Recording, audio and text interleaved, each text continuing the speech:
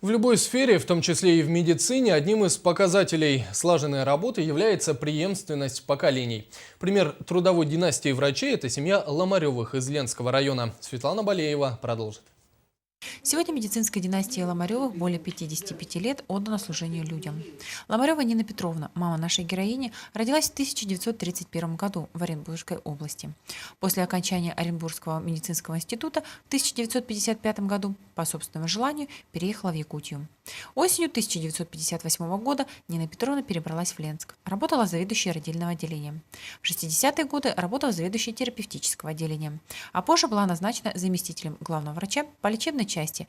В этой должности проработала 13 лет. К сожалению, Нина Петровна не стала в 2007 году, но династия Ломаревых продолжается.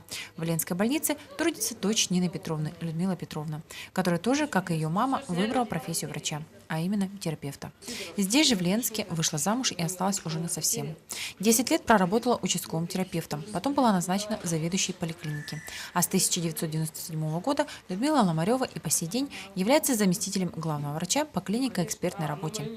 Сложно, да, в каком плане сложно?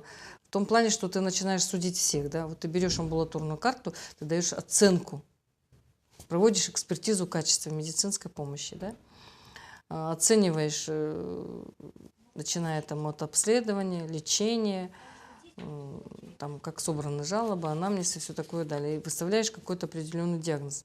Сегодня Людмила Петровна замужем уже 28 лет. У них с супругом есть дочь Нина, которая, живя в семье потомственных медиков, окончив школу, также выбрала для поступления медицинский институт, стоматологический факультет. Как рассказывает Людмила Петровна, дочь с детства мечтала, чтобы у всех были красивые и счастливые улыбки. Именно над этой мечтой она сегодня усердно трудится.